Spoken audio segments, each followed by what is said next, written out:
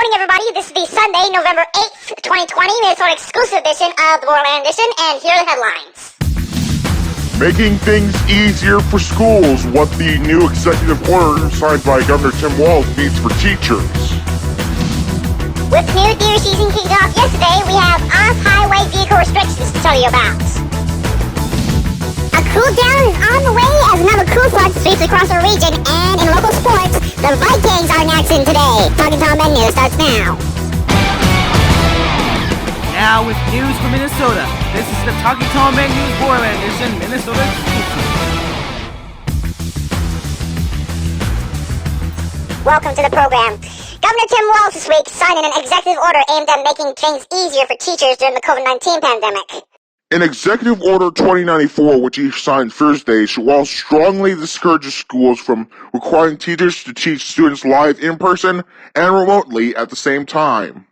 The executive order states that districts and charter schools should implement teaching and learning environments that do not require teachers to provide instruction simultaneously to students who are in person and those that are learning remotely. The order also requires schools to give teachers an extra 30 minutes of planning time each day to prepare for distance learning. In October, Education Minnesota, the state's teachers union, released results of a survey that found many teachers are stressed and overwhelmed this year.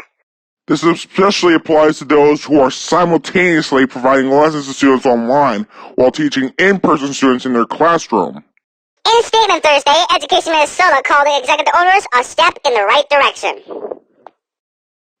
Also on Thursday, Veterans Service Administrator Marc Lessard joined our morning show podcast, 1 week ahead of Veterans Day. Lessard walked us through a number of ways to observe Veterans Day, including meals. Yeah, and it's of course Veterans Day is next week, and it's there's a lot all the way from the National Football League, which honors veterans during the month of November, and there's several things going on, and one of them is we've had a local veteran that put together a memorial display over at the Bacchus Community Center, which is very well done and very patriotic and appropriate. And of course, the Bacchus Center is open 8 to 4, Monday through Friday. We encourage everyone to come over and see it. And of course, for our veterans, we have a sign up for some prizes if they want to sign up for that. Also, the Elks Lodge is doing a breakfast next Wednesday, the 11th, and that breakfast is going to be from 7 to 10:30.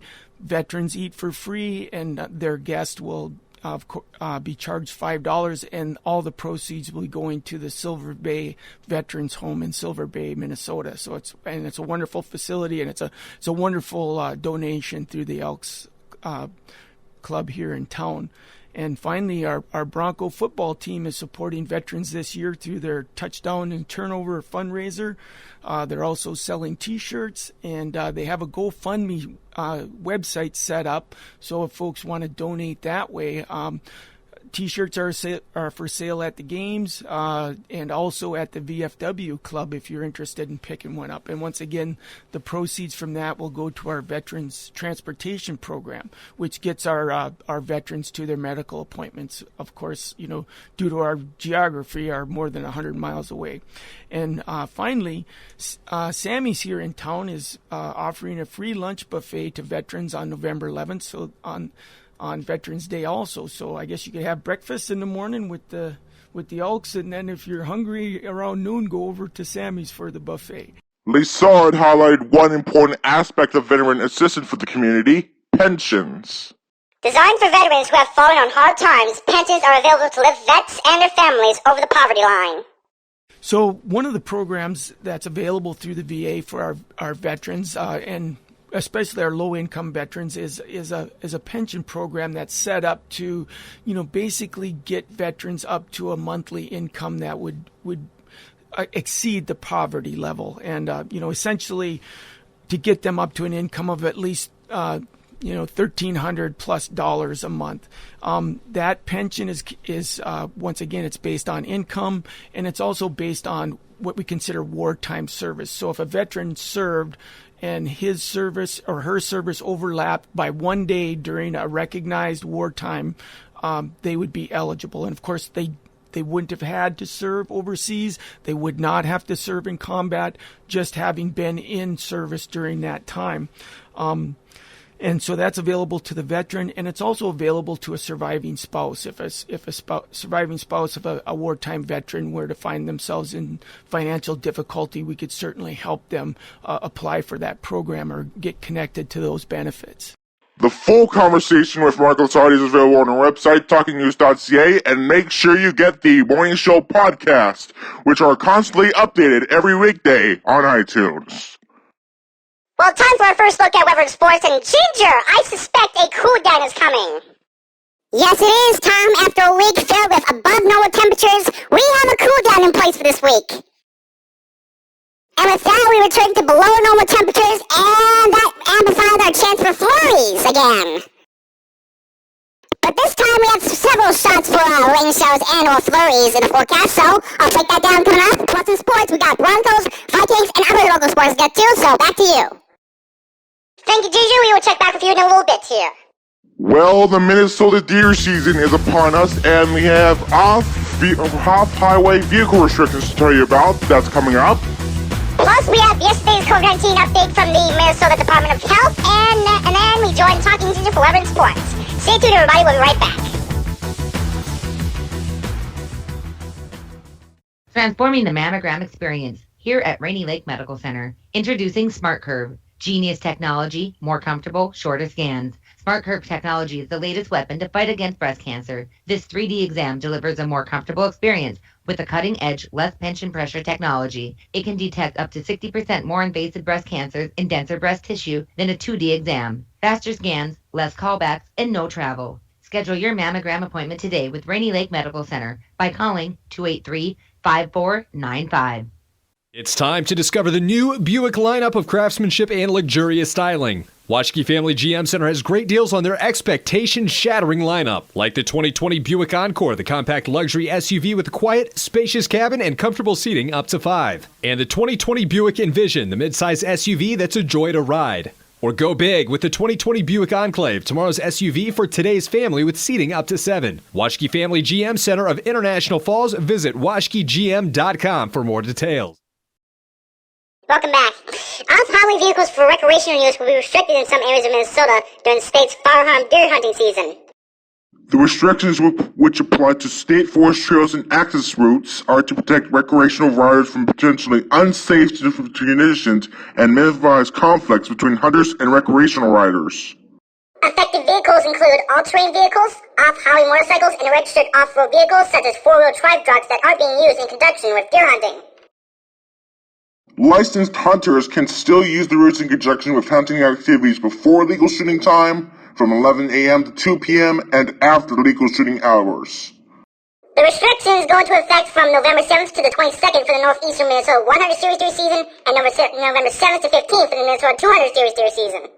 No restrictions are necessary in southeastern Minnesota because OHV trails there are closed by November 1st each year.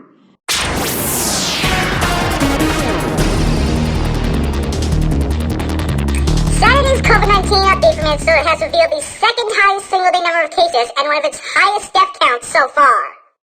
There were 4,647 new cases of COVID-19 reported Friday, which shatters the previous record of 5,442 just set one day ago. A further 44 deaths were reported, and of those deaths, 18 were residents of long-term care facilities. Long-term care deaths have accounted for 1,818 of the state's 2,625 deaths since the beginning of the pandemic. As of Friday, there were 224 people with COVID-19 in intensive care in Minnesota, and 814 people with the disease in non-ICU hospital care. On Wednesday, Governor Tim Walz requested federal assistance to help with the pressure on the state's hospital system, with staffing shortages meaning many hospitals and ICU suites are nearing capacity. The MDH reported 42,981 diagnostic PCR tests and an additional 1,757 antigen tests for a total of 44,738 completed tests. Those tests were from 19,394 people tested. People are often tested multiple times. So that means the more accurate reading for test positivity rate is based on the total number of people tested, which today's report is at 24%.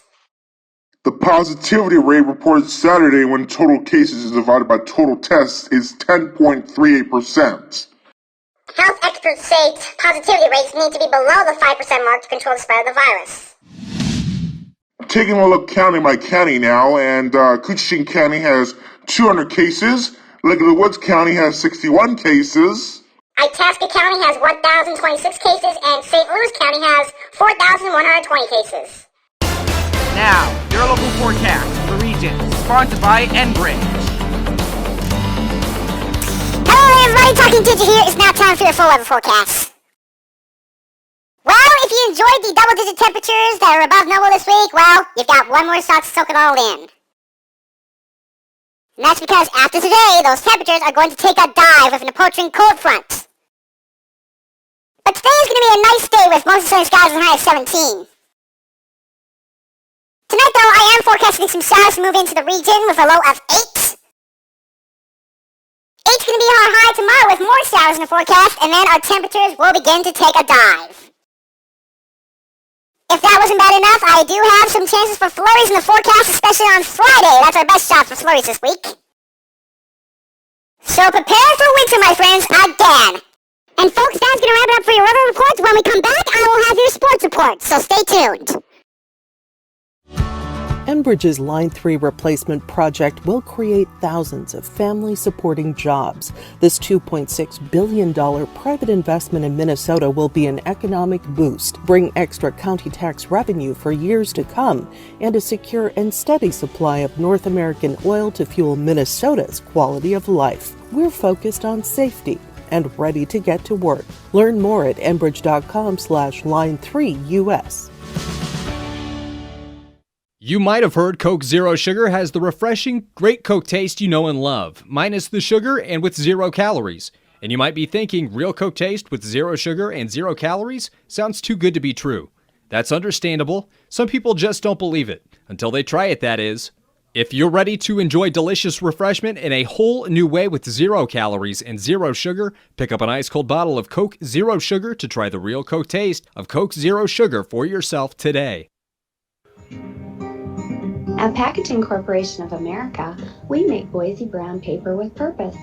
We understand our responsibility to the community, and we're honored to support the many needs and events occurring in Borderland. From providing donations to local schools and events, to supporting organizations meeting physical needs in our community, PCA does more than make paper. We make a difference. This is caught! Diggs! Sideline! Touchdown! Unbelievable! And now, Border Bank presents the Borderland Sports Reports. Boy, do we have a lot to get through in sports today. We're going to start off with International Falls Broncos action. On Thursday, there was volleyball action against the Little Fork Big Falls Vikings. The Broncos took that win in 5 sets, 20-25, 25-23, 25-23, 20-25, and 15-11. After the game, RJ Broadcasting's Chris Norton caught up with both coaches of both teams. And we are here live post-game, 5 sets of action, free volleyball for the fans. Head coach Jennifer Gustafson joining us. Can't ask more. Oh, absolutely not. No. Girls talk, you got young ones in, is good. And well played on both sides, a lot of heart, obviously rivalry, but it's not the mean-spirited kind of rivalry. No, it's fun. It's fun. And full schedule coming up as well. What are you looking forward to here? We've got 2 home games, so it'll be nice. Those are nice. Yeah. And what will be your focus in practice? What are some takeaways from today's game? Just being big at the net and get more passes up so we can get the setup. We both very All right. Well, thank you. Tough loss tonight. We'll be back with you soon. Thanks. We're live here post-game with head coach Sarah Peterson. About as hard-fought of a game as you can ask for there. Yeah, you know what? I'm proud of the girls. They worked hard. It's sometimes it's tough to get that first win. You kind of get into a mindset, and it can also be tough to win in 5. You know, that 5th game to 15 is always, you know, a battle. So I'm proud of them. They came out and they fought hard. And we saw a little bit of nerves on both sides, I think, to open up set number 5. What do you think gave the Broncos the advantage coming down the home stretch? You know, we stayed aggressive, and that was kind of the one thing that I was preaching to them in the huddle is if they had a chance to swing. You know, we're going to earn every point. I don't want to get a point because they make a mistake. I want us to go out there and earn them. Well, it worked tonight. Congratulations, Coach. All right. It's that victory. Thank you very much. And then on Friday, the Broncos football team traveled to Two Harbors to face the Agates. The Broncos ended up winning that game, 30-26 your final. Before the game, though, RJ Broadcasting's Chris Norton spoke with Coach Seth Edestad. Your pregame with head coach Seth Edestad. Seth, you made the 3-hour drive here tonight to take on the Agates of Two Harbors. How's the trip over? How are they feeling tonight? A little extra coordination since we were on the road a little earlier than normal. Had to get a few meals in the boys, but they're fueled up and excited for sure. And you're coming in 1-3. You got a chance to keep the dream alive of heading into the postseason at 500. What was the focus in practice this week? I know the lights were off, which presented a little bit of difficulties, but what was your focus? Yeah, we had some late nights, so I shouldn't say too late, but it was getting dark early for sure. But we were out there in the night sweating. Brand new defense for the week versus this tight power team, not spread like we were going against last week. And a lot of wing is kind of what I've heard from them. Who should we be keeping our eyes on? I know they did have a quarterback change within the last week. Yeah, quarterback for sure. Quarterback and number 22. All right, thank you, Coach. 22. Good luck tonight. Thank you. In other action, the North Central Stars fell just short in their game with the Hill-City Northam Storm. They took that game 30-28. Turning to NCAA football, and the Minnesota Gophers got their first win of the season as they defeated the Illinois Fighting Illini, 41-14, your final there. Mohamed Ibrahim was dominating that game with 224 yards covered. Rashad Bateman put up 139 yards for the air. Next week, the Gophers will host Iowa at TCF Bank Stadium. Now, we've got action from the Vikings and some news from the NBA, so for that, here's RJ Broadcasting's Chris Norton. The Detroit Lions head to Minnesota on Sunday to take on the NFC North rival Vikings.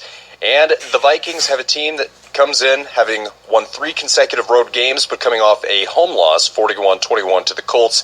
They sit 3-4 overall, 2-5 for the Vikings entering Sunday. And quarterback Matthew Stafford was placed on the COVID-19 reserve list this week. He is expected to play for Vikings fans, hoping maybe he was not able to make the trip.